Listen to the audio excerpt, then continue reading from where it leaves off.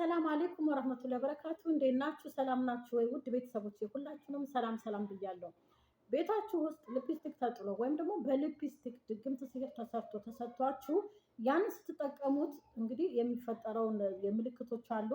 በሊፕስቲክ ተሰርቶ ከሆነ የተሰጣችሁ ወይም በሊፕስቲክ ላይ ድግምት ሲህር ተሰርቶ ቤታችሁ ላይ ተጥሎ ከሆነ ወይም በስጦታ መልክ ለእናንተ ተሰጥቷችሁ ከዛም ያንን ስትጠቀሙት የሚፈጥረውን ህመም ወይም የሚታየው ምልክት እናያለን ማለት ነው።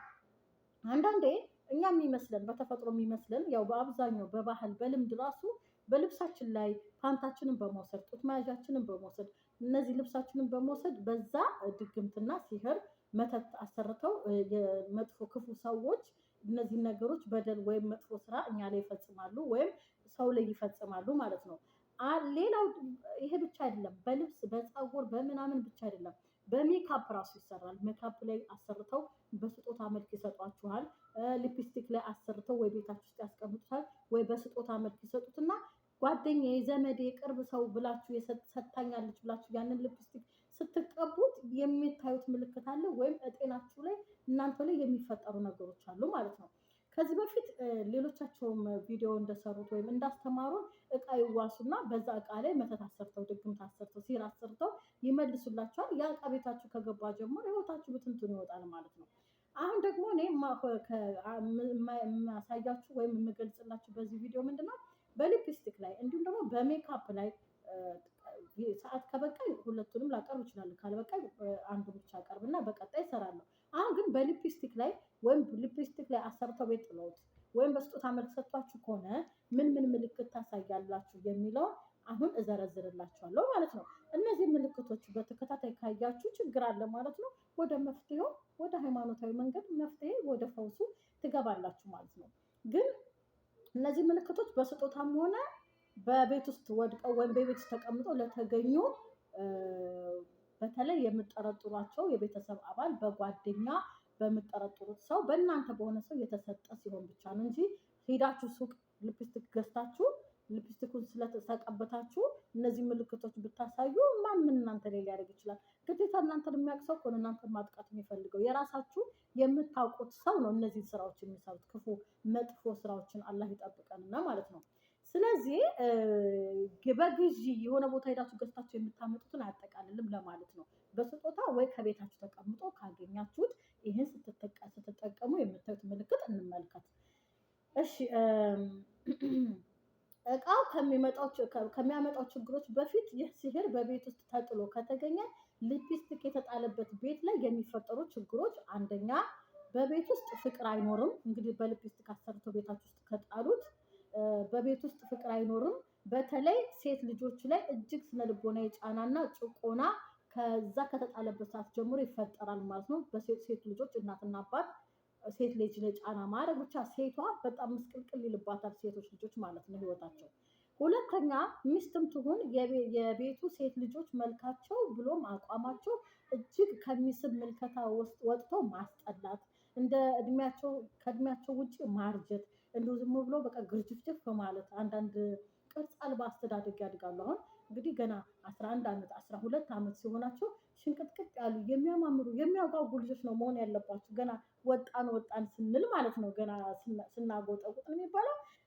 ስናድግ እንደዛ አይነት ቅርጽ ነው የምንይዘው በተፈጥሮ ሴት ልጆች እና ይሄ ደግሞ ቤታችሁ ውስጥ እዛ ቤተሰብ አባል ላይ በሊፕስቲክ ተሰርቶ በስጦታ ተሰጥቷችሁ ከሆነ ወይ ቤታችሁ ተጥሎ ከሆነ የልጆቻቸው አስተዳደግ እንደ ግርጅፍጅፍ ያለ እድሜያቸው የቅርጻቸው ማስጠላት ወይ ወደዚህ ትከሻቸው ጉብጥ ያለ ወይ ደግሞ ሆዳቸው ውጥር ያለ አለ አይደለ ለሴት ልጅ የማይመጣጠን ቅርጽ ያለው ያስጠሊታ ይሆናሉ ማለት ነው። ይሄ ነገር ካለ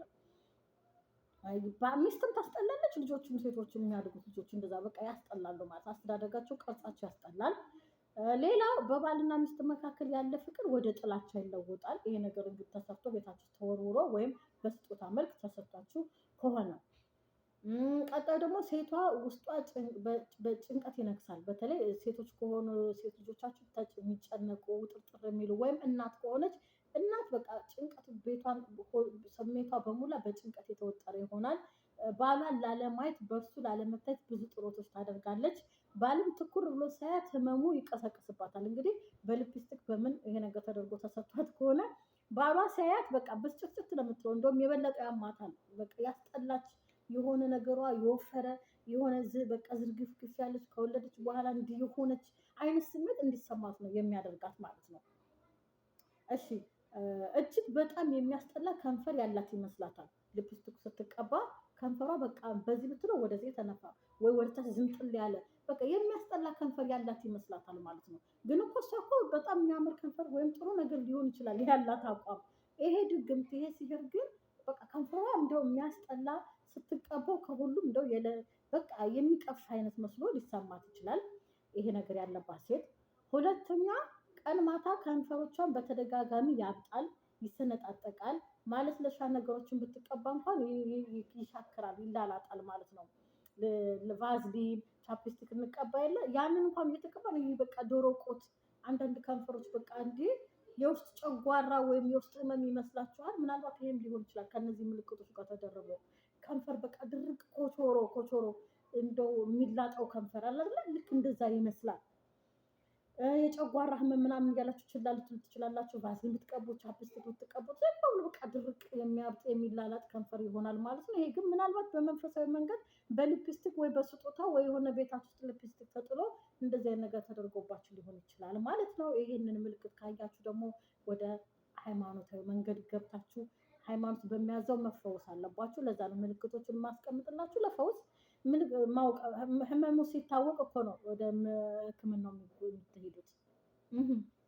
እሺ ቀጣዩ ደግሞ ልክ ባልሆነ መልኩ መሽተት ይጀምራል። ይህ የሲህር መነሻው ነውና ወይ ከንፈራችሁ ወይ አፋችሁ በቃ አፋችሁ የሸተታችሁ ሁላ ሊመስላችሁ ይችላል። ቃናዎቻችሁ ብዙ ጊዜ የምግብ ቃናዎች ይለወጣሉ። የምንበላው አይጣፍጠን። በሊፕስቲክ ከሆነ የተሰራብን የምንበላው አይጣፍጠን። ምንድን የሆንኩት በቃ ከሆነ ጊዜ ጀምሮ የምበላው ሁላ ምንም ቃናው አይጣፍጠኝም ትላላችሁ ማለት ነው። ምንድነው የሆነ ነገር ከዚህ በፊት በልታችሁ ጥሟችሁ የወደዳችሁት ነገር ይሄ ነገር ከተደረገ በኋላ ግን በቃ ቃናው ራሱ የሆነ ጨርቅ ነው የሚላችሁ አይጣፍጣችሁ ማለት ነው። ይሄም ከምልክቶች አንዱ ነው ማለት ነው። እሺ ዶክተር ብቻ የሚያየው ከንፈራችን መንፈሩ አሊያም መቃጠሉን ሰዎች ባይረዱትም በሶፍት እንኳን መንካት ይከብደናል ከህመሙ የተነሳ። እንግዲህ ሐኪም ብቻ ነው እንግዲህ እንደታመመ ሊያውቅ የሚችለው። ከዛ በተረፈ ሌላ ሰው አይረዳችሁም። እናንተ ግን ይነፍራል፣ ያማል፣ ያቃጥላችኋል፣ በቃ ያማችኋል ማለት ነው ከንፈራችሁ። ይሄ የሊፕስቲኩ ችግር ነው ማለት ነው። እንግዲህ በስጦታ መልክ ተሰጥቷችኋል ወይ ቤታችሁ ውስጥ ተደርጎ ተቀምጦ ተጠቅማችሁታል ማለት ነው። ወይም ተቀምጧል ከቤታችሁ ባትጠቀሙትም ተደርጎበት ከተቀመጠ ይሄንን ያሳያል። አፋችን ከተወሰነ ርቀት በላይ አይከፈትም። በጣም ጥብብ ይልባችኋል፣ ይጠባል አፍ። ልትከፍቱ ስትል እዚህ በተለይ እዚህ አካባቢ አንዳንዴ ምች ሲመታ ካስታወሳችሁ ምች መቶን ውጭ ወተን ቅቤ በልተን የሆነ ምች ሲመታን ይሄን ይይዘናል፣ ቁስል ይሆናል። ስትል ራሱ መክፈት ያቅታችኋል። አብዛኛውን ጊዜ ምች ሲመታ እንደዚህ ያጋጥማል። ይሄ ግን ከነዚህ ምልክቶች ጋር አብሮ ተደርቦ የአፋችሁ መጥበብና አፋችሁ ልትከፍቱት ስትሉ የሚያማችሁ ጥጉን ከሆነ ይሄም ከምልክቱ አንዱ ነው። የበፊቱ አፋችን እንቅስቃሴ ይገድቧል። በፊት አሁን ያው እያልኩ እያወራሁ ነው አይደለ? እንደፈለኩ እየከፈትኩ ነው። ከነዚህ ምልክቶች ጋር በሊፕስቲክ ተደርጎ ከተሰጠኝ በቃ እንደዚህ ለማውራት ራሱ ይቸግራሉ። እንደዚህ እንደፈለኩ አልከፍተውም ማለት ነው። እሺ ቀጣዩ እርብሽ የሚያደርግ ስሜት ሰው ሁላ ከንፈራችንን የሚያይ ይመስለናል። በቃ የሚመጣው ሰው ሁላ አፋፋችንን የሚያይ በቃ ከንፈራችን እንዲያስጠላንና ከንፈራችን እንዲደርቅ ከንፈራችን እንዲላላጥ ከንፈራችን የሆነ ለምቦጫ የአህያ ከንፈር መስሎ እንዲሰማን ሁላ ሊሰማን ይችላል ስንል አሁን በደህናው ከንፈራውን ትልቅ ከንፈር አሪፍ ነው እየተወደደ ነው ያለው። አሁን ለምቦጭ የሆነ ሁላ ነው የሚመስለው ማለት ነው። እነዚህ ምልክቶች ጋር አብሮ ከተደረገ እንደዚህ አንዱ ምልክት ነው። ሌላው ሊፕስቲክ ሳይቀቡ ወደ ውጭ መውጣት አይችሉም። ኮንፊደንስ ታጣላችሁ። ከንፈራችሁ የሚያስጠላ ስለሚመስላችሁ እና በሊፕስቲክ ደግሞ ስለተደረገባችሁ አፋችሁ ሊፕስቲክ ካልተቀባችሁ ውጭ ለመውጣት ትሸማቀቃላችሁ ወይም አትፈልጉም ማለት ነው። ሁልጊዜም ያው ቀብታችሁት ነው የምትወጡት ማለት ነው። እሺ ቀጣዩ ደግሞ የመጨረሻውና ቀጣዩ ምንድነው? ከንፈራችሁን አያስነኩም። ውዶ ስታደርጉ ወይም ስትታጠቡ ከንፈራችሁን አታስነኩም። ከንፈራችሁን ሲነካ የምትሞቱ ወይም የሚያማችሁ የሚቆረጥ ሁላ እስከሚመስላችሁ ድረስ ከንፈራችሁን ማስነካት አትፈልጉም። ስትታጠቡም በደንብ ተሳቃችሁ፣ ውዶም ስታደርጉም ተሳቃችሁ ነው። በቃ ከንፈራችሁን ምን ነገር እንዲነካ አትፈልጉም ማለት ነው።